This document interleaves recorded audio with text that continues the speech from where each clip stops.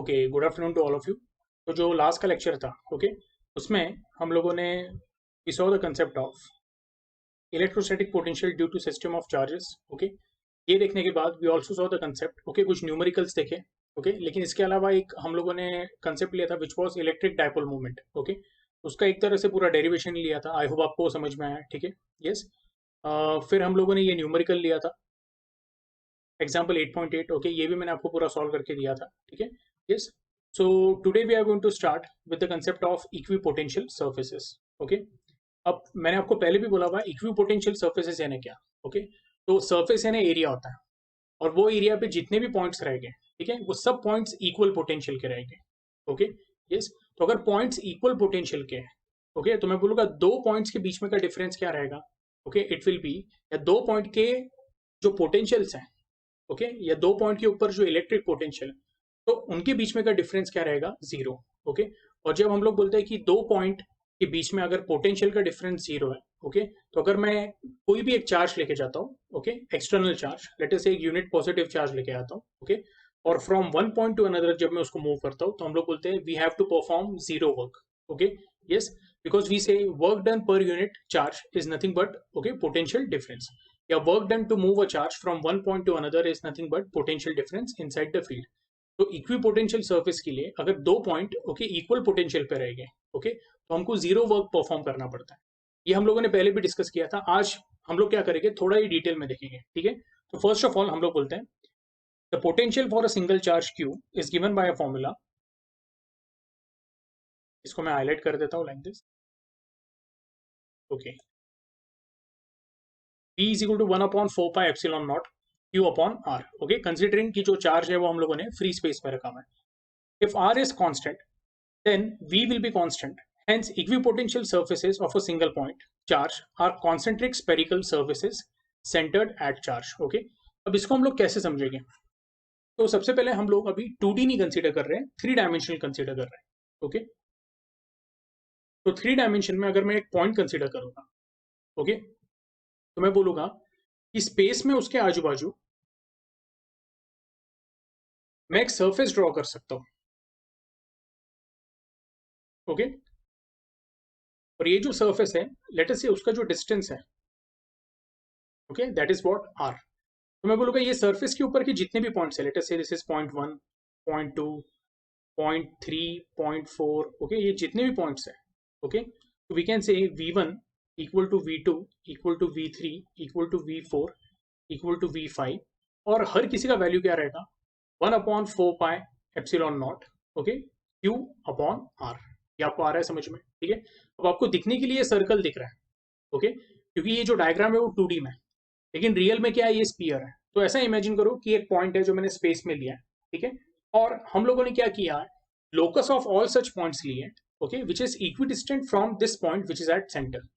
तो जो लोकस रहेगा वो क्या रहेगा, वो लोकस जो रहेगा that will be in the form of sphere. Okay, एक इमेजिनरी सर्फेस है, ओके, स्पेरिकल सर्फेस है, ये आपको आ रहा है समझ में, ठीक है। अब वो जो इमेजिनरी सर्फेस है उसके सेंटर पे मैंने क्या किया हुआ है, ओके, एक प्लस क्यू चार्ज रखा हुआ है।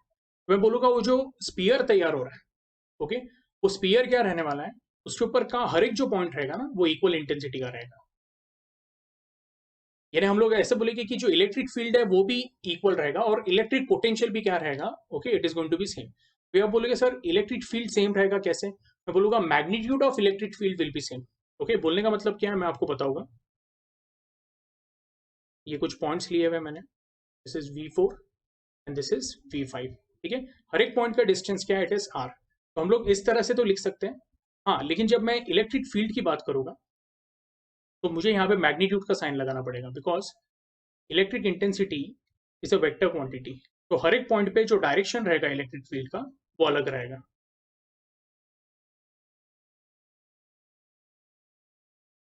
ठीक है। और इसका वैल्यू क्या रहेगा, 1 upon 4 pi epsilon not Q upon R square. ये क्लियर है आप लोगों को। तो आप अगर पूछोगे सर इलेक्ट्रिक फील्ड का डायरेक्शन कैसा रहेगा, एकदम सिंपल है। जैसे अगर V5 कंसिडर कर रहे हैं, ओके, तो ये लाइन रहेगी, और यहाँ से कुछ इस तरह से आपका इलेक्ट्रिक फील्ड का डायरेक्शन रहेगा। V4 से ये आपका लाइन ऑफ फोर्स रहेगा, ये आपका इलेक्ट्रिक फील्ड का डायरेक्शन रहेगा, यानी E4 का डायरेक्शन ऐसा रहेगा, E5 का डायरेक्शन इस तरह से रहेगा, ओके, E3 का, यानी ये रेडियल डायरेक्शन में रहने वाला है, ओके। तो आई होप ये दोनों रिलेशन आपको समझ में आया, ठीक है। एनीवे हम लोग बोलते हैं ये जो सर्फेस है it is called as what, okay, equipotential surface. अब बेसिकली जब आप V1 से V2 अगर एक चार्ज मूव करते हो, लेट अस से यहाँ पे मैंने एक चार्ज लेके आया which is Q1, it is a positive charge. जब आप V1 से V2 ये मूव करेंगे तो हम लोगों ने पहले डिस्कस किया है, ओके, ये जो वर्क डन होता है, ओके, या फिर जो change in electrostatic potential energy है, okay, it is a point function, it is not a path function, यानी इट डज नॉट डिपेंड्स कि कौन सा पाथ फॉलो हो रहा है, it depends on what initial point and final point. तो यहाँ पे बोलूंगा कि जो वर्क डन रहेगा, let us say it is dw per unit charge is nothing but, okay, dv, but dv क्या रहने वाला है, it is going to be final potential minus initial potential. ये केस में हम लोग बोल रहे हैं ये जो सर्फेस है वो इक्वी पोटेंशियल है, तो V2 एंड V1 का वैल्यू क्या है, ओके, सेम है, तो V2 माइनस V1 क्या हो जाएगा, जीरो। सो कैन आई से dw per unit charge to move it, okay, on the equipotential surface will be equal to what, zero, यानी dw का वैल्यू क्या रहने वाला है, जीरो। तो बोलने का मतलब है अगर आप V1 से ओके V4 पे भी लेके आते हो तो आप जो भी वर्क करोगे, ओके, वो वर्क क्या रहेगा, इट विल बी जीरो, ठीक है। अब ये कौन सा था, this was a point, okay, यानी एक पॉइंट चार्ज कंसिडर किया था। अगर मैं सपोज ऐसे इमेजिन करता हूं कि हम लोग एक रॉड ले लेते और ये जो रॉड है ना इसके ऊपर मैंने जो चार्ज है वो यूनिफॉर्मली क्या किया है, डिस्ट्रीब्यूट किया हुआ है। तो ऐसे केस में ये रॉड के लिए जो इक्विपोटेंशियल सरफेस रहेगा वो क्या रहेगा, ओके। तो आप क्या कर सकते हो, एट अ डिस्टेंस r एक सिलेंडर ड्रॉ कर लो लाइक दिस, यानी जो सिलेंडर का जो कर्व सरफेस रहेगा, ओके, वो प्रॉपर डायग्राम बना के देता हूँ लाइक दिस,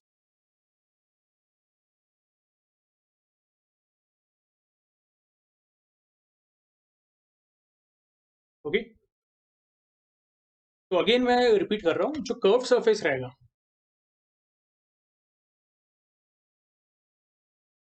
बहुत एक्यूरेट तो नहीं है लेकिन आई होप आपको ये समझ में आया, ठीक है। तो मैं बोलूंगा कि यहाँ से हर एक जो पॉइंट है यूनिफॉर्मली डिस्ट्रीब्यूटेड जो चार्ज है ऑन द रॉड, उससे हर एक जो पॉइंट है इमेजिनरी सिलेंडर पे वो कौन से डिस्टेंस पे है, तो it is equal to r radius of the cylinder. तो मैं बोलूंगा ये जो कर्व सरफेस है ना, this curve surface, okay, it is of equipotential v 1/4 pi epsilon, okay, q upon r, okay, ये क्लियर है। तो q क्या है, तो हम लोग बोलेंगे q is the charge which is available at this point, okay. I hope आपको ये क्लियर है। एनीवे हम लोग क्या करेंगे, एक बार टेक्स्ट बुक में देख लेते हैं। टेक्स्ट बुक में क्या बोला है, if r is constant then V will be constant. Hence, equipotential surfaces of single point charge are concentric spherical surfaces. Okay, जैसे हम लोगों ने पहले डायग्राम में देखा हुआ है। अभी आप बोलोगे सर यहाँ पे spherical surfaces बोला हुआ है, आपने एक ही surface ड्रॉ किया हुआ है, तो और कोई एग्जांपल दे सकते हैं, बिल्कुल। हम लोग क्या करेंगे, यहाँ पे मैं एक और स्पीयर बना देता हूँ सच दैट उसका रेडियस थोड़ा कम कर लिया हम लोगों ने। लेट अस से this radius is r1, okay. तो अभी यहाँ पे जो एक छोटा स्पीयर तैयार हो रहा है उसका सेंटर और जो हम लोगों ने जो ब्लैक हिस्से स्पीयर बनाया हुआ है उसका सेंटर क्या है, सेम है। तो ये क्या हो गए, ये कॉन्सेंट्रिक स्पीयर्स हो गए। तो मैं बोलूंगा कि स्पीयर 1 जिसका रेडियस r1 है और ये जो स्पीयर 2 ले लिया हम लोग, लेटर से इसको हम लोग r2 बोल देते हैं। तो spear 1 which is inside and sphere 2 which is outside, both are what, okay, both are concentric spheres and both are equipotential surfaces। लेकिन अगर आप मेरे को पूछोगे कि सर ये जो रेड इससे जो स्पीयर बनाया हुआ है और ब्लैक इससे जो स्पीयर बनाया हुआ है तो किसका पोटेंशियल ज्यादा है, यानी किसके सरफेस पे पोटेंशियल ज्यादा है, तो मैं बोलूंगा कि अगर हम लोग रेड वाली की बात करें, ओके, तो उसको मैं V1 बोल देता हूँ, V1 या VR बोल देता हूँ मैं, यानी आपको कंफ्यूजन नहीं होगा।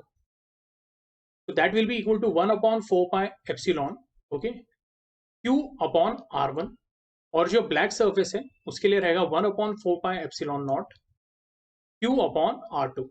तो यहाँ पे सिंपल रिलेशन है, मैं बोलूंगा R2 का वैल्यू क्या है, it is greater then R1। आपको दिख रहा है ये आपका R2 है और ये आपका R1 है। R2 का वैल्यू क्या है, यानी radius of the original sphere black one, okay, उसका रेडियस ज्यादा है as compare to the inner sphere. मैं बोलूंगा ऐसे केस में सिंस जो इलेक्ट्रिक पोटेंशियल है it has inverse relation with the radius, okay will say we, अभी R1 जो है वो किसका था रेडियस, R1 जो था वो रेड वाले का था, ओके तो मैं बोलूंगा और जो R2 है वो ब्लैक वाले का है, तो VB will be less than what VR। इन्हें जो अंदर का स्फीयर है, ओके तो उसके हर एक पॉइंट का जो पोटेंशियल रहेगा that will be greater as compare to what, okay the outer sphere. दोनों ही इक्वी पोटेंशियल सर्फेसेस, ओके लेकिन with respect to one another, okay उनके पोटेंशियल क्या है, अलग अलग है। ये आपको आया समझ में? ये नहीं, मेरा बोलने का एकदम सिंपल मतलब है कि यहाँ पे एक पॉइंट लो और यहाँ पे एक पॉइंट लो, लेट अस से इसको आपने VA बोल दिया और इसको आपने VB बोल दिया। इक्वी पोटेंशियल सर्फेस का मतलब ये नहीं है कि VB will be equal to VA, okay yes. हाँ, अगर ये पॉइंट में X ले लेता हूँ, मैं बोलूंगा ये एक ही स्फीयर पे, तो डेफिनेटली मैं ये बोल सकता हूँ VA is equal to VX। लेकिन जब मैं इन दोनों पॉइंट को कंसीडर करूंगा तो मैं बोलूंगा definitely VA is greater then VB। ये आपको आया समझ में? ठीक है, अब आपको यहाँ पे जो डायग्राम दिया हुआ है, ओके तो वो क्या बोला हुआ है, for a line charge, for a line charge यानी क्या, for uniformly distributed charge, okay along a rod, और जो लीनियरली डिस्ट्रीब्यूट किया हुआ है हम लोगों ने, ठीक है। The shape of equipotential surface is cylindrical, जैसे मैंने आपको यहाँ पे बताया हुआ है। ये जो कर्व सरफेस रहने वाला है, okay that will be what, that will be the equipotential surface. ये आपको आ रहा है समझ में? फिर आप बोलोगे सर क्या ये एक ही रहने वाला है क्या? नहीं, तो हम लोग क्या करेंगे, चाहिए तो मैं अलग कलर यूज कर लेता हूं, ओके तो यहां पे मैं एक और सिलेंडर बना सकता हूं जिसका रेडियस थोड़ा सा ज्यादा है, ये इस तरह से बता दिया मैंने, ठीक है। आपको थोड़ा सा आवाज आ रहा होगा क्योंकि बाहर जोरों से बारिश चालू हुई है, ओके मैं थोड़ा और जोर से बोलता हूँ, तो अगर आपको कुछ डिस्टरबेंस आ रहा है ओके साउंड का, प्लीज आज थोड़ा सा मैनेज कर लेना है, ठीक है यस। हाँ, तो ये जो अभी क्या हो गया, आउटर सिलेंडर हो गया, यानी एक सिलेंड्रिकल डब्बा है, उसके बाहर एक और डब्बा है, एक और सरफेस, ओके यस। तो जो सेंटर में है, सेंटर में हम लोगों ने क्या किया हुआ है, यहाँ पे ये जो लाइन है इसके ऊपर चार्ज डिस्ट्रीब्यूट किया हुआ है, जैसे पहले बताया था मैंने। तो अभी ये रेड सिलेंडर तो है, लेकिन एक कोएक्सियल, अभी कॉन्सेंट्रेट नहीं बोलूंगा मैं, कोएक्सियल, कोएक्सियल यानी क्या, दोनों का एक्सिस क्या है, सेम है, ओके तो लेट अस से रेड वाला जो इसको 1 बोल दिया और जो ब्लैक वाला है उसको 2 बोल दिया, ओके। अब इसका जो टॉप व्यू है, यानी अगर मैं इसको ऊपर से देखूंगा तो कैसे दिखेगा मेरे को, तो एक्सिस मेरे को एक डॉट दिखेगी। इमेजिन करो कि इसको, ये जो सेटअप है, ये सेटअप को आप ऊपर से देख रहे हो, ओके तो जब आप इसको ऊपर से देखोगे तो जो एक्सिस है वो आपको क्या दिखने वाली है, एज अ सेंटर एक पॉइंट दिखेगा, ओके और उसके आजू बाजू आपको पहला सर्कल दिखेगा, चाहिए तो मैं उसको रेड इससे बना देता हूँ, ओके और आप लोगों को डिस्टरबेंस थोड़ा आ रहा होगा, कुछ थोड़ी आवाजें सुनाई आ रही होगी, तो बारिश और इन्वर्टर का नॉइज है, उसके साथ आज थोड़ा सा आप मैनेज कर लीजिए, यस। तो ये रेड वाला ऐसा दिखेगा और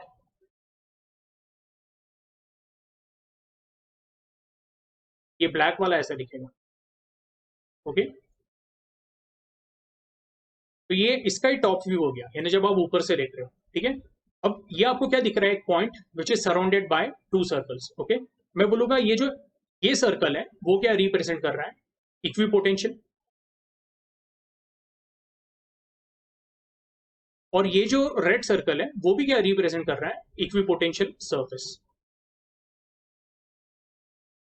लेकिन अगर आप मेरे को पूछोगे क्या सर रेड सर्कल के ऊपर जो पॉइंट है और ब्लैक सर्कल के ऊपर जो पॉइंट है, अगर मैं ये 2 पॉइंट कंसीडर करता हूं, लेट अस से एक को M बोल दिया, एक को N बोल दिया, तो क्या VM is equal to VN, तो मैं बोलूंगा डेफिनेटली नो। क्यों? तो हम लोग बोलेंगे यहाँ पे जो चार्ज है, ओके वो चार्ज का distance from the red cylinder क्या है, कम है, तो रेड सिलेंडर का जो कर्व सरफेस रहेगा, ओके जो ऊपर से आपको एक रेड सर्कल दिख रहा है, ओके तो वो जो सरफेस रहेगा it will B of greater potential, और हम लोग बोलेंगे जो पॉइंट N है, यानी जो ब्लैक सर्कल या ब्लैक सरफेस के ऊपर है, उसका पोटेंशियल क्या रहेगा, it will be comparatively less. So Vm is not equal to Vn, you can say Vm is greater than Vn. हाँ, हम लोग बोलेंगे कि ये जितने भी पॉइंट्स हैं रेड सर्कल पे, लेट अस से इसको मैंने Q बोल दिया, ओके, तो ये सब इक्विपोटेंशियल पॉइंट्स.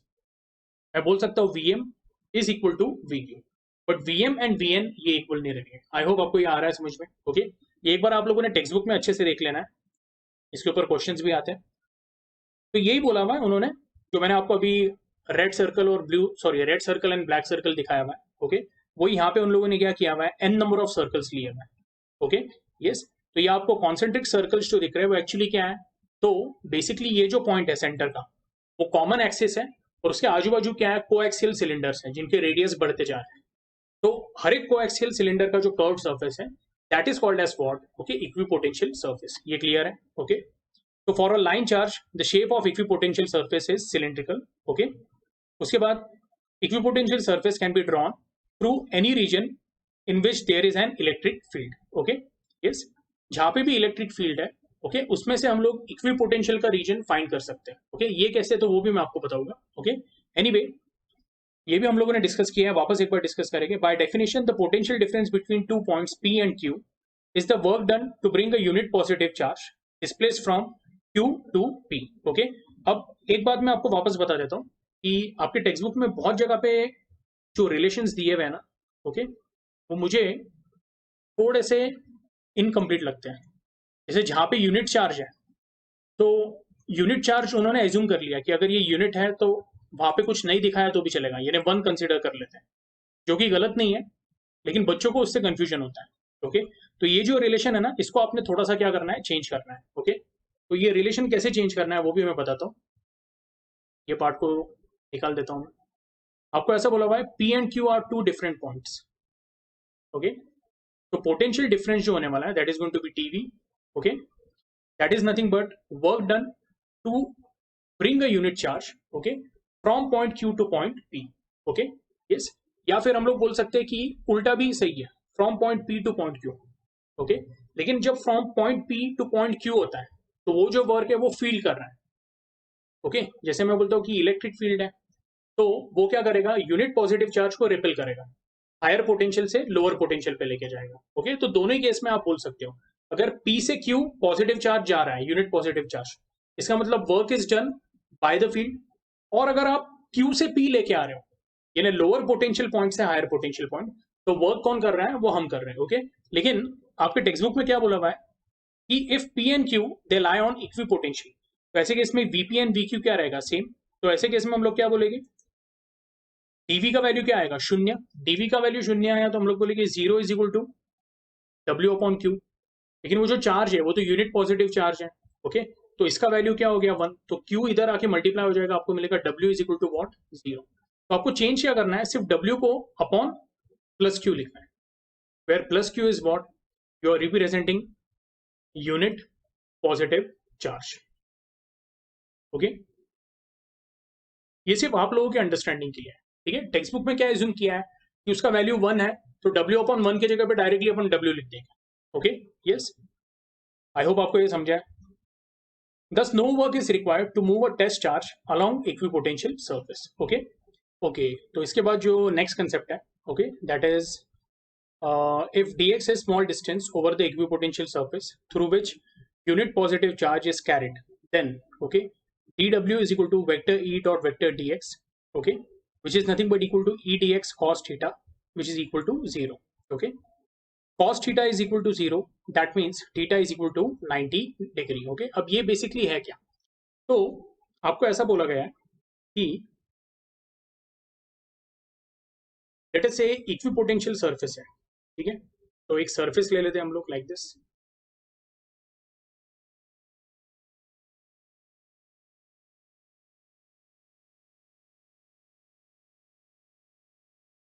ओके. ये एक सरफेस है और यहाँ पे हम लोगों ने एक चार्ज लिया हुआ है Q, ठीक है. और ये सरफेस से या फिर ये चार्ज से हम लोग क्या कर रहे हैं, ये इक्विपोटेंशियल सरफेस पे एक पॉइंट कंसीडर कर रहे हैं. Late us say that point is A, और आप A से एक छोटा सा डिस्टेंस मूव करते हो, okay, very small, late us से वो जो डिस्टेंस है ना, वो मूव करने के बाद आप पॉइंट बी पे पहुंचते हो, ठीक है। काम करते हैं, इसको हम लोग है ना थोड़ा सा अच्छे से बना लेते हैं,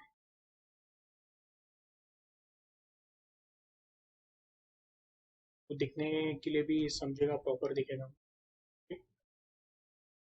तो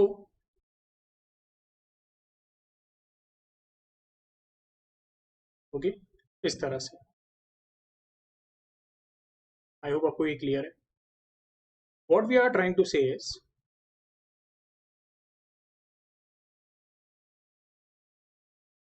कि ये जो पॉइंट चार्ज है, तो अपना क्या क्रिएट करने वाला है, it is going to create a electric field, okay. वो जो इलेक्ट्रिक फील्ड क्रिएट करेगा, ओके, तो वो इलेक्ट्रिक फील्ड के अंदर हम लोगों ने ये इक्विपोटेंशियल सरफेस बनाया, let us say P Q R S. It is a small patch of equipotential surface जिसके ऊपर point A and point B है, ठीक है। अब हम लोग बोलते हैं ए एंड बी जो है, ओके, तो ए से लेके बी तक मूव करने के लिए जो वर्क होगा that will be what, D W, okay. और ये जो डिस्टेंस है ए बी, ओके, इसको मैं क्या बोलूंगा, this distance is nothing but d x.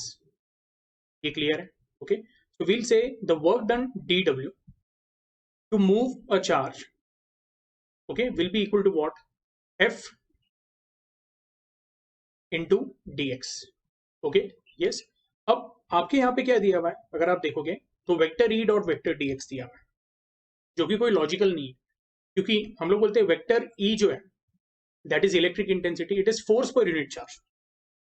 तो ये दिखाते वक्त आपको क्या बताना पड़ेगा, okay, dividing both side by what, okay, charge Q, तो ये हो जाएगा डी डब्ल्यू upon Q will be equal to what, vector E upon Q into d x. dw upon q is nothing but what, dv। तो थोड़ा सा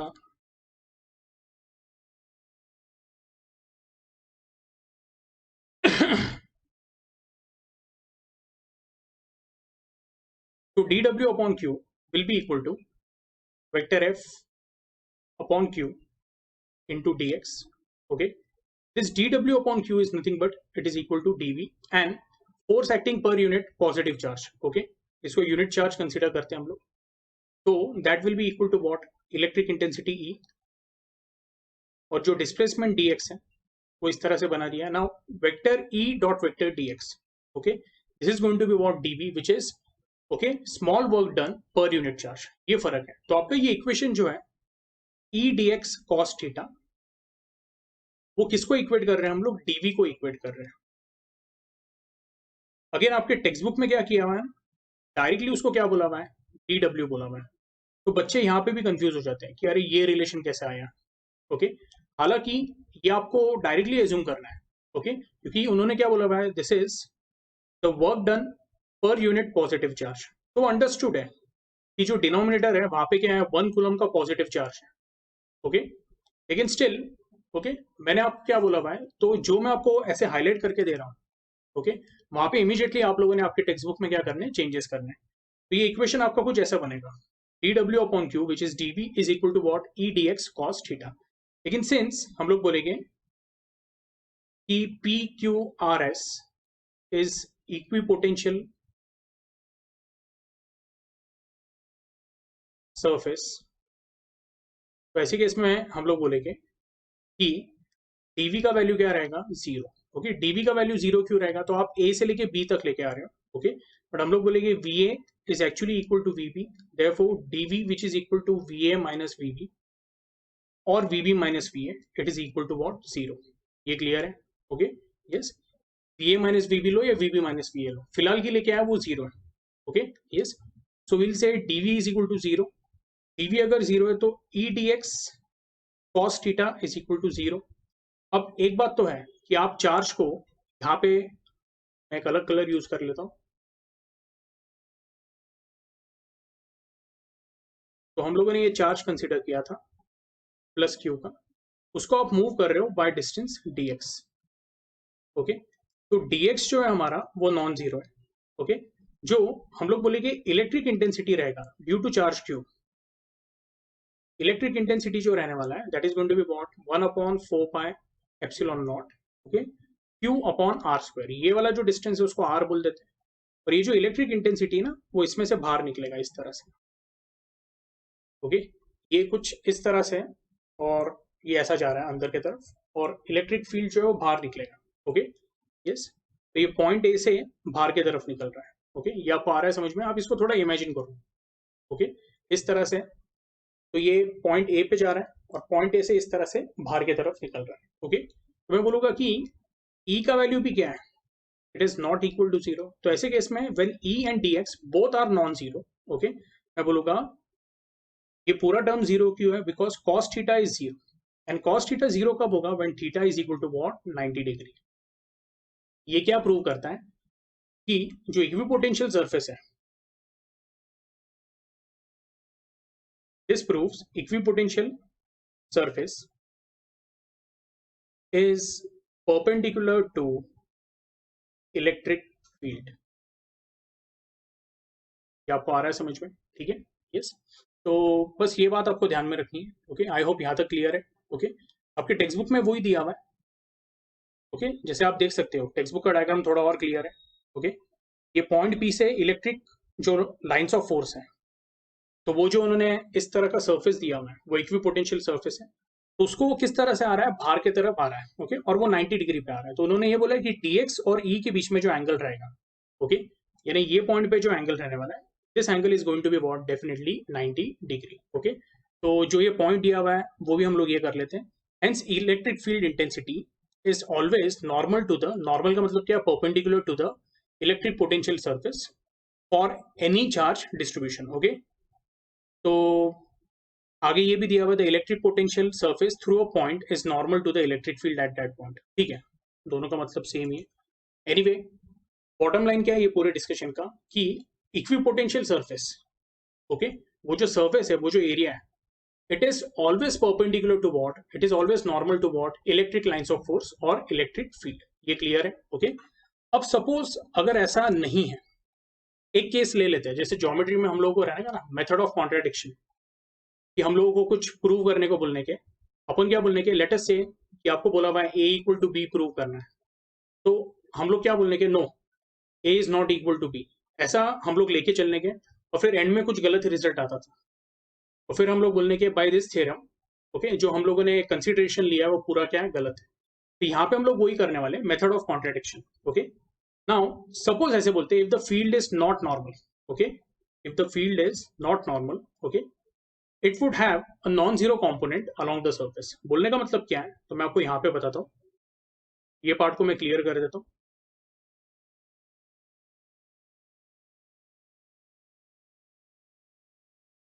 ऐसे imagine करते हैं,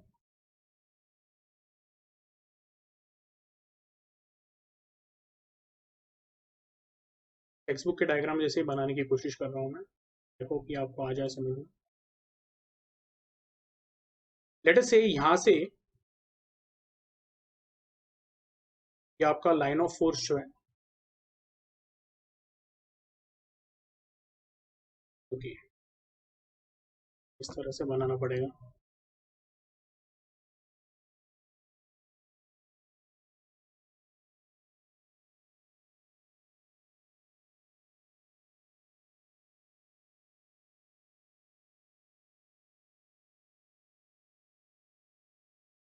ओके।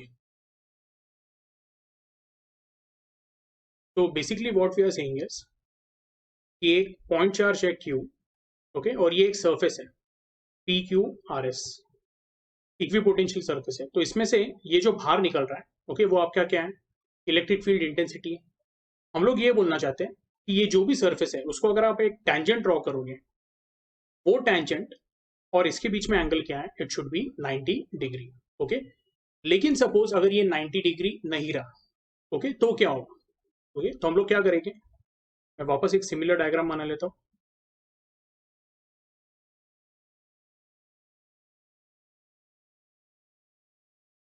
यहाँ पे लेटेस्ट से मैंने प्लस क्यू ले लिया,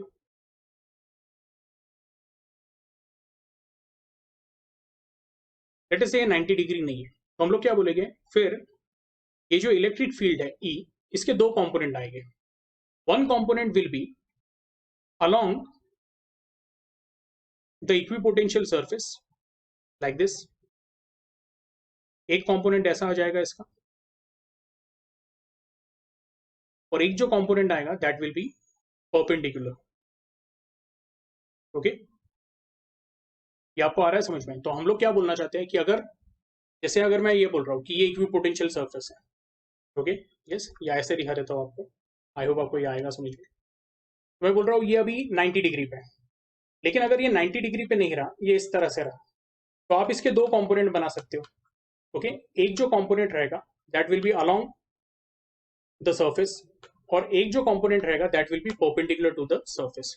तो अलोंग जो सरफेस है, अलोंग द सरफेस, ओके, उसको मैं ES बोल देता हूँ, and perpendicular to the surface को क्या बोल देता हूँ मैं, EP बोल देता हूँ.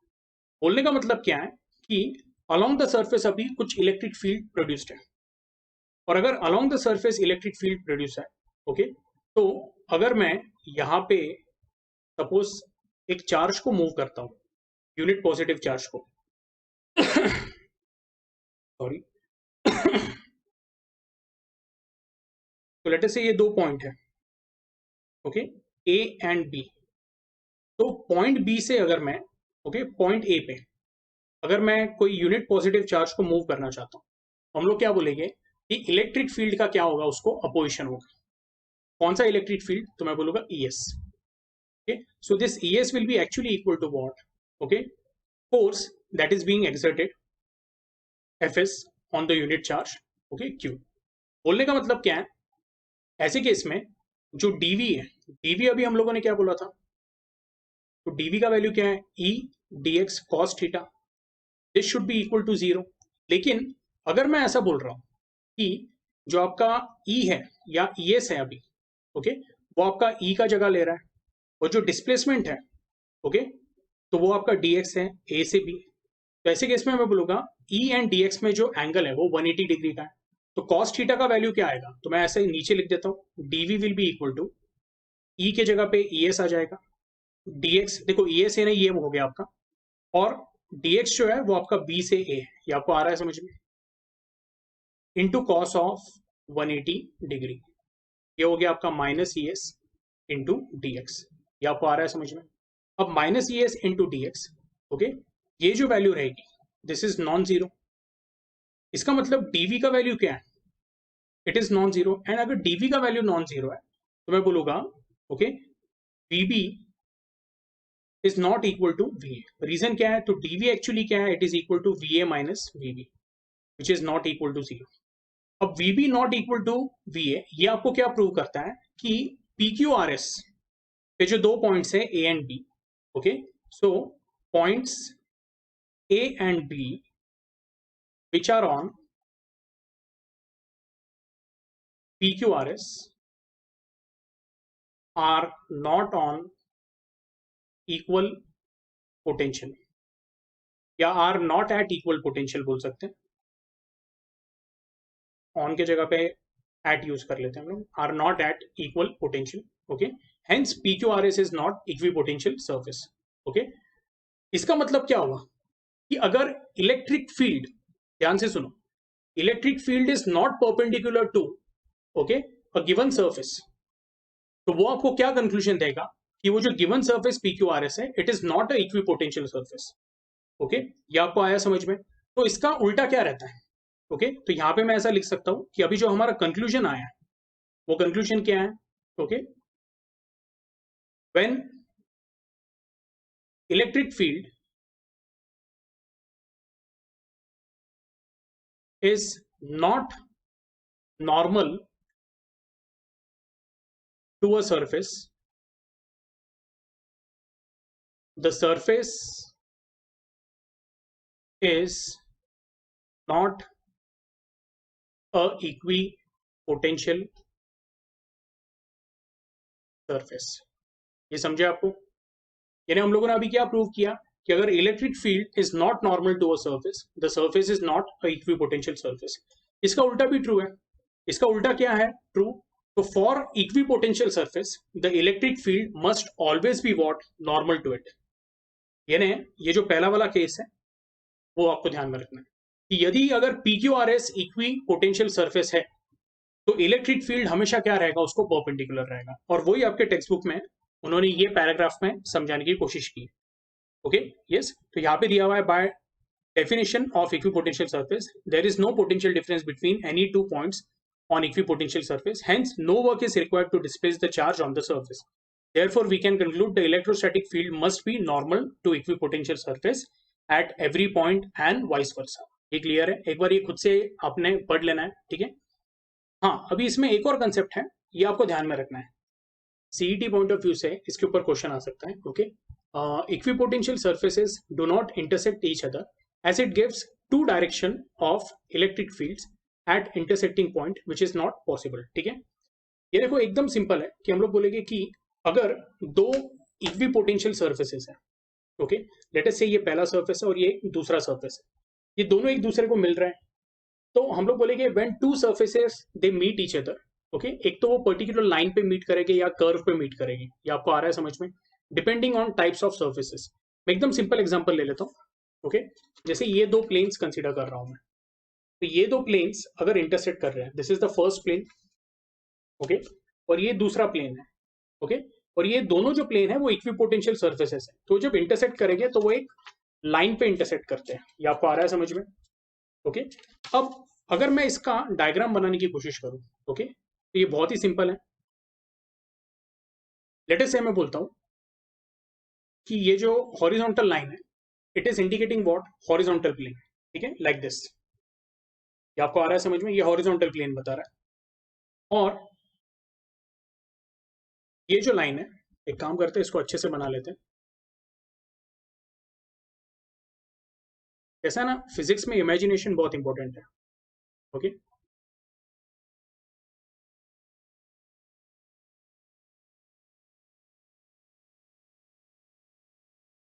ओके यस,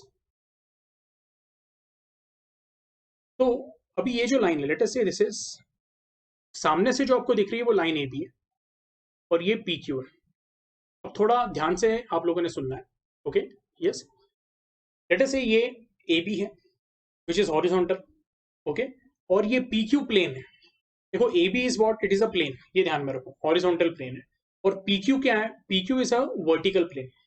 अब दोनों जहां पे इंटरसेक्ट करेंगे, डायग्राम में आपको पॉइंट दिखेगा, लेट अस से वो पॉइंट को मैं वो बोल देता हूँ, ठीक है। लेकिन जब आपको ये ध्यान में रखना है कि when two planes they intersect, okay, इस तरह से देखो आप, तो आपको यहाँ पे पॉइंट नहीं मिलेगा, पूरी की पूरी एक लाइन मिलने वाली है। ठीक है, चलो पॉइंट ही कंसीडर कर लेते हैं फिलहाल। ओके, अगर मैं बोलता हूँ कि ये पॉइंट अगर कंसीडर किया, हम लोग बोलेंगे कि जो भी गिवन इक्विपोटेंशियल सरफेस रहता है, ओके, उसको इलेक्ट्रिक फील्ड कैसा रहता है, ओके, इलेक्ट्रिक फील्ड परपेंडिकुलर रहता है। यानी लेटेस्ट से मैं बोलता हूँ कि अभी अपना ए बी जो है, ए बी क्या है, it is your equipotential surface, horizontal surface consider कर, तो उसके लिए जो मैं इलेक्ट्रिक फील्ड कंसीडर करूंगा वो उसको परपेंडिकुलर रहेगा। ओके, तो उसको परपेंडिकुलर में कुछ इस तरह से बना देता हूँ, लाइक दिस। ये आ रहा है आपको समझ में? ठीक है, तो this will be your electric field, क्योंकि अभी हम लोगों ने सीखा है ए बी जो है, okay, A B is equipotential surface, तो इलेक्ट्रिक फील्ड उसको परपेंडिकुलर रहेगा, तो मैंने इस तरह से बना दिया। वन ऑफ द पॉसिबिलिटी कि इस तरह से मैंने उसको बनाया हुआ है, ओके, उसको मैं साइड में भी बना सकता हूँ, लेकिन ये पॉइंट पे हम लोग बोलेंगे इस तरह से रहेगा। लेकिन हम लोग बोल रहे हैं point O also lies on what, the vertical plane P Q, तो वर्टिकल प्लेन पी क्यू के लिए जो उसका इलेक्ट्रिक फील्ड रहेगा, ठीक है, वो कुछ इस तरह से रहेगा। क्या आपको आ रहा है समझ में? अब बोलने का मतलब क्या है, बहुत ही सिंपल है। लेट अस से जो ए बी को इलेक्ट्रिक फील्ड परपेंडिकुलर है उसको मैंने E1 बोल दिया, और जो पी क्यू को परपेंडिकुलर वो E2 बोल दिया। अब बेसिकली आपको ये दिख रहा है पॉइंट ओ से दो लाइंस ऑफ फोर्स पास हो रही है, एक जो इलेक्ट्रिक फील्ड E1 की है और जो दूसरी एक इलेक्ट्रिक फील्ड E2 की है। और ये आपके बेसिक कंसेप्ट को क्या करती है, कॉन्ट्राडिक्ट करती है कि two lines of force they can intersect, ये पॉसिबल ही नहीं है। ओके, क्योंकि अगर मैं ये लाइंस ऑफ फोर्स को थोड़ा एक्सटेंड करूं, मुझे ऐसा दिखेगा दो लाइंस ऑफ फोर्स क्या हो रहे हैं, इंटरसेक्ट हो रहे हैं। तो जिस तरह से हम लोगों ने जब लाइंस ऑफ फोर्स सीखा था, ओके, 11th स्टैंडर्ड में, तो उसमें क्या सीखा था कि two lines of force they can never intersect. Okay, yes, उसी तरह से हम लोग बोलते हैं कि two equipotential surface also they never intersect. अच्छा, ये मैंने अभी टू इक्विपोटेंशियल सरफेसेस 90 डिग्री पे बनाए, कंपलसरी नहीं हमेशा 90 डिग्री पे हो, ये सरफेसेस ऐसे भी हो सकते हैं, एक दूसरे को अलग एंगल पे भी इंक्लाइंड हो सकते हैं। ये आपको आ रहा है समझ में? ओके, यस, आई होप आपको ये कंसेप्ट समझा है। So please keep this in mind, जिस तरह से लाइंस ऑफ फोर्स इंटरसेक्ट नहीं करते हैं, इक्विपोटेंशियल सर्फेसेस भी कभी इंटरसेक्ट नहीं करते। आई होप आपको ये कंसेप्ट क्लियर है। ओके, सीईटी में एक आधा क्वेश्चन इसके ऊपर आ सकता है, ठीक है? ओके, अभी वापस टेक्स्ट बुक पे जाते हैं। ओके, फिगर 8.12 अगर आप देखोगे, equipotential surfaces for uniform electric field. Uniform electric field यानी क्या रहता है, तो जिसके लाइंस ऑफ फोर्स एक दूसरे को क्या है, पैरेलल है। तो ऐसे केस में आपको ध्यान में रखना है, ओके, कि अगर लाइंस ऑफ फोर्स इस तरह से है, ओके, तो इक्विपोटेंशियल सर्फेस क्या रहेगी, उनको परपेंडिकुलर रहेंगे, लाइक दिस। तो लैमिनार जैसे रहेंगे, लैमिनार यानी क्या, plane sheets which are parallel to one another. तो ये जितने भी आपको दिख रहे हैं रेक्टेंगल्स, ओके, अगर आप इसको विजुअलाइज करते हो 3 डायमेंशन में, इमेजिन करते हो, ओके, तो ये लाइंस ऑफ फोर्स को क्या है, परपेंडिकुलर है। यानी ऐसे समझ लो, ये कुछ इस तरह से, ओके, और लाइंस ऑफ फोर्स ऐसे पास हो रहे हैं, ये आपको आ रहा है समझ में? तो ये पहला इक्विपोटेंशियल सर्फेस होगा, फिर ये दूसरा इक्विपोटेंशियल सर्फेस होगा, और ये तीसरा इक्विपोटेंशियल सर्फेस होगा। ओके, तो आगे उन्होंने और भी कुछ डायग्राम दिए हुए इक्विपोटेंशियल सर्फेस के, तो इसको थोड़ा सा मैं जूम कर देता हूँ। ओके, ओके, आई होप आपको अभी ये क्लियरली विजिबल है। तो this is equipotential surface for a dipole. यहाँ पे एक पॉजिटिव चार्ज और नेगेटिव चार्ज दिया हुआ है, और जो फील्ड लाइंस है, या जिसको आप लाइंस ऑफ फोर्स भी बोलते हो, वो कैसे दिख रहा है आपको, they are starting from positive charge और ending at negative. Okay, yes, ये आपको दिख रहा है।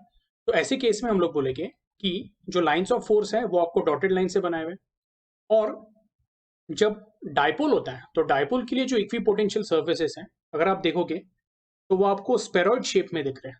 ओके, आप बोल सकते हो अप्रोक्सीमेटली स्पेरॉइड। स्पेरॉइड यानी क्या, तो एकदम सिंपल है कि अगर सर्कल जो है, सर्कल 2D में रहता है, तो उसको जब 3 डायमेंशन में हम लोग विजुअलाइज करते हैं, ओके, तो वो क्या बन जाता है, स्पीयर। समझ में आ रहा है आपको? यानी सर्कुलर शेप जो रहता है उसका 3 डायमेंशनल कंसेप्ट क्या है, स्पीयर है, जिसको हम लोग स्पेरिकल भी बोलते हैं। वैसे अगर एलिप्टिकल अगर हम लोग शेप ले रहे हैं, तो उसका 3 डायमेंशनल जो रहेगा वो क्या रहेगा, सो हम लोग we call it as what, spheroid. Okay, तो आप यहाँ पे देख सकते हो ये जो सर्फेसेस हैं, ओके, ये कैसे है, दे आर स्पेरॉइड्स। ओके, ये आपको ध्यान में रखना है। और ये जो सॉलिड लाइन से जितने भी सर्फेसेस दिखाए हुए, ओके, अब वो कैसे आए, क्यों आए, वो आपको ध्यान में, वो आपको ज्यादा उसके ऊपर आपने ओके कॉन्सेंट्रेट नहीं करना है, आपने सिर्फ इतना ध्यान में रखना है कि डायपोल के लिए जो आपको इक्विपोटेंशियल सर्फेसेस मिल रहे हैं, ओके, वो कैसे मिल रहे हैं, तो 2 different sets of okay spheroids. Okay, अच्छा, इसको हम लोग ऐसे भी नहीं बोल सकते हैं कि ये कॉन्सेंट्रिक है, यानी मैं ये भी नहीं बोलूंगा ओके कि इनके सेंटर्स क्या है, सेम है, क्योंकि डेफिनेटली हर एक जो हम लोग बोलेंगे स्पेरॉइड है उसका सेंटर क्या है, अलग है। ओके, फिलहाल बस आपको ये ध्यान में रखना है कि फॉर अ डायपोल जो आपको यहाँ पे ओके इक्विपोटेंशियल सर्फेसेस मिल रहे हैं, ओके, इनका शेप कैसा है, they are in the shape of spheroids. ये क्लियर है? ओके, अब इसके बाद जो नेक्स्ट वाला है, तो डायपोल की जगह पे अभी क्या बोल रहे हैं, two equal okay and identical positive charges. Okay, ऐसे केस में भी ओके आपको जो इक्विपोटेंशियल सर्फेसेस मिलेंगे, ओके, वो भी क्या शेप के रहने वाले, तो अप्रोक्सीमेटली स्पेरॉइड ही रहेंगे। ओके, या इसको एलिप्सॉइड भी बोलते हैं, ये ध्यान में रखो, ठीक है? यस, और इसमें एक और केस है विच इज, अगर हम लोग बोल रहे हैं कि between 2 plane metallic sheets, okay, ये प्लेट 1 है and this is plate 2। Okay, और प्लेट 1 जो है उसके ऊपर यूनिफॉर्मली पॉजिटिव चार्ज है एंड प्लेट 2 के ऊपर नेगेटिव चार्ज है, तो उसकी इलेक्ट्रिक लाइंस ऑफ फोर्स इस तरह से होगी। तो जो इक्विपोटेंशियल सर्फेसेस रहेंगे वो पैरेलल रहेंगे। मैंने आपको पहले भी बताया था कि लाइंस ऑफ फोर्स अगर इस तरह से लाइक दिस, तो ये पहला इक्विपोटेंशियल सर्फेस है, ये दूसरा है, ये तीसरा है, ओके, चौथा है, सो ऑन, ठीक है? यस, इसमें फिर उन्होंने थोड़ा सा मॉडिफिकेशन किया। प्लेट 1 जो है उसको उन्होंने एक मेटेलिक स्पीयर से क्या कर लिया है, ओके, रिप्लेस कर लिया। तो मेटेलिक स्पीयर अगर रहेगा, ओके तो हम लोग क्या बोलते हैं, when one sheet is replaced by a charge metallic sphere, okay तो हम लोग बोलते हैं कि यहाँ पे जो इक्विपोटेंशियल सरफेस रहने वाला है, तो वो क्या रहने वाला है, it will B concentric, okay surfaces like this, यानी कॉन्सेंट्रिक स्पेरिकल सर्फेसेस। यानी बोलने का मतलब क्या है, ये कर्सर पे ध्यान देना है, ये जो मेटेलिक सॉरी ये जो मेटेलिक स्फीयर है और ये जो सर्फेसेस है, दोनों का सेंटर क्या रहेगा, सेम रहेगा, और ये जो सर्फेसेस है वो क्या है, स्पेरिकल है। लेकिन जैसे जैसे हम लोग आगे ट्रैवल करते हैं ना, इसका रेडियस बढ़ते जाता है, and at a very large distance, okay हम लोग बोल सकते हैं एक ऐसा स्पेरिकल सर्फेस है, ओके जिसका रेडियस बहुत ज्यादा है, radius of curvature, and part of that spherical surface you can consider it as what, plane. Okay तो यहाँ पे वही दिया हुआ है, like the lines of force, the equipotential surface give a visual picture of both the direction and the magnitude of electric field in the region of space। अब कैसे, हम लोग बोलते हैं कि जो इक्विपोटेंशियल सर्फेसेस है वो एक के बाद एक के बाद एक के बाद क्या होते हैं, रिपीट होते जाते हैं, ये आपको ध्यान में रखना है। तो वो आपको एक तरह से ये भी बताते हैं कि जो इलेक्ट्रिक फील्ड है वो कौन से पर्टिकुलर डायरेक्शन में क्या कर रहे हैं, प्रोपोगेट कर रहे हैं। ओके ये आपको आ रहा है समझ में। Okay so this is very important, ये आपको ध्यान में रखना है। इक्विपोटेंशियल सर्फेसेस जो है वो आपको इक्वल पोटेंशियल के पॉइंट्स तो बताते ही, लेकिन वो आपको ये भी डिटरमाइन करने के लिए मदद करते हैं कि जो इलेक्ट्रिक फील्ड है उसका डायरेक्शन कैसा है। एग्जैक्ट डायरेक्शन तो नहीं, लेकिन हम लोग ये बोल सकते हैं कि डेफिनेटली वो सर्फेस को जो परपेंडिकुलर लाइन हम लोग कंसिडर करेंगे, ओके वो परपेंडिकुलर लाइन के अलोंग क्या रहेगा, there will be electric field.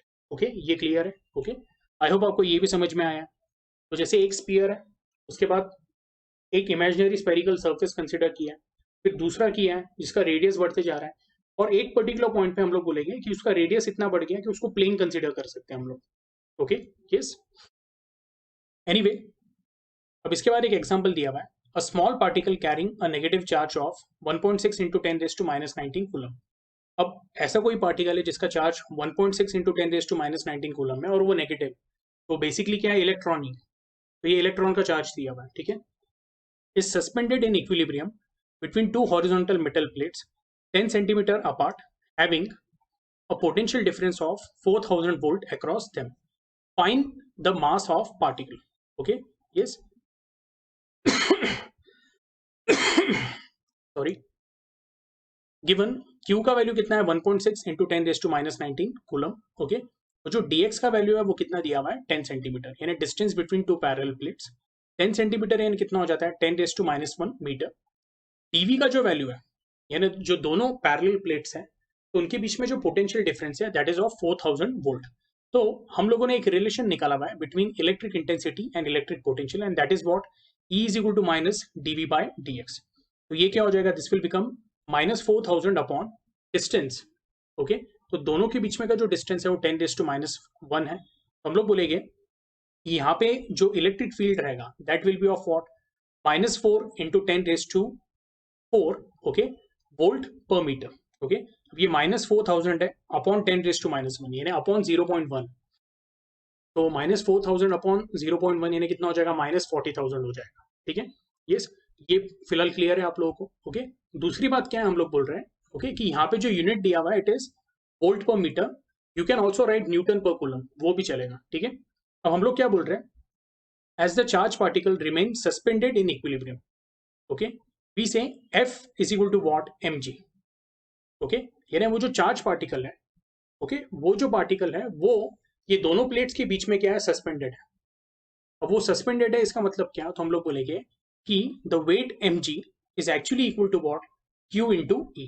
ठीक है तो ऐसे केस में हम लोग बोलेंगे m will be equal to what q into E upon g। अब इसको विजुअलाइज कैसे कर सकते हैं हम लोग, वो भी मैं बता देता हूँ। तो आप ऐसा कंसिडर कर सकते हो कि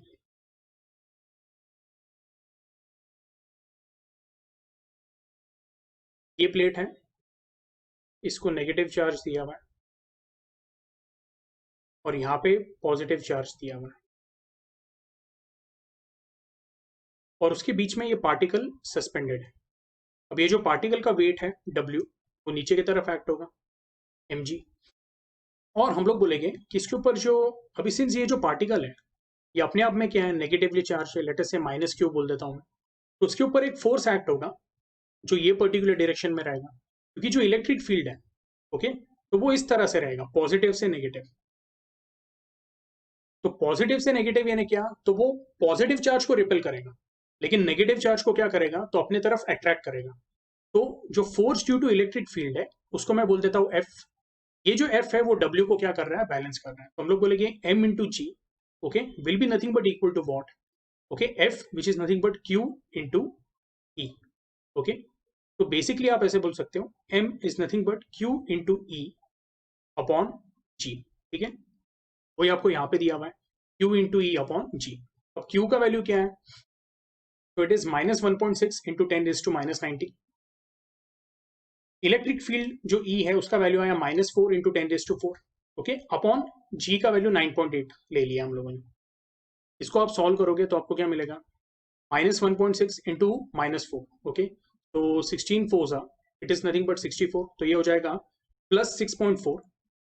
ये आपका आ जाएगा, मैं ऐसे डायरेक्टली लिख देता हूँ, -1.6 into 10⁻⁻90 into 6 sorry into E का वैल्यू जो है that is 4 into 10⁻4 -4 into 10⁻4 upon this is going to be what 9.8।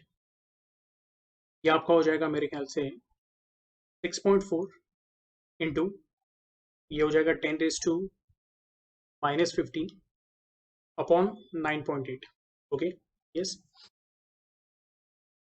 तो इसको अगर आप सॉल्व करोगे अप्रोक्सीमेटली 6.4 अपॉन 9.8 ओके, 6.4 अपॉन 10 कितना हो जाता है, 0.64 हो जाता है ओके। तो ये जो आपका आंसर आएगा ये 0.66 के आसपास आना चाहिए या 0.65 के आसपास आएगा, अप्रोक्सीमेटली बता रहा हूँ मैं, बाद में आप ये लॉग कैलकुलेशन से कर सकते हो ओके। एक बार चेक कर लेते हैं, यस कितना आ रहा है 0.653 ओके यस, और हम लोगों का कितना आ रहा है अप्रोक्सीमेटली 0.65, ठीक है। तो ठीक है, लॉग से आप सॉल्व करोगे तो आपका और एक्यूरेट आएगा, तो आपका आंसर आएगा 0.653 इंटू 10⁻15 kg, और यू कैन से 6.53 इंटू 10⁻16 kg। आई होप ये क्लियर है। एंड डेफिनेटली ये इलेक्ट्रॉन नहीं, क्योंकि इलेक्ट्रॉन जो है हम लोग बोलते हैं इलेक्ट्रॉन और भी ज़्यादा क्या रहता है, हल्का रहता है। एंड मास ऑफ इलेक्ट्रॉन जो रहता है तो it is approximately 9.11 into 10⁻31 kg, ठीक है यस। एनीवे, तो जो हम लोगों ने कंसीडर किया था कि मे बी शायद ये पार्टिकल इलेक्ट्रॉन है, तो वो कंसीडरेशन एक्चुअली इनकरेक्ट है, ठीक है यस। एनीवे, फिलहाल हमें यहाँ पे क्या निकलना था, सिर्फ मास ऑफ पार्टिकल निकालना था okay, and definitely this particle is not electron, ठीक है। तो यह जो फाइनल आंसर है इसको मैं हाईलाइट कर देता हूँ, ठीक है यस। सो एनीवे, इसके बाद जो नेक्स्ट है that is electrical energy of 2 point charges and a dipole in an electrostatic field. तो ये जो पार्ट है वो हम लोग क्या करेंगे नेक्स्ट लेक्चर में देखेंगे, ठीक है यस। तो आज के लिए हम लोग क्या करेंगे, यहाँ पे ही स्टॉप कर देते हैं।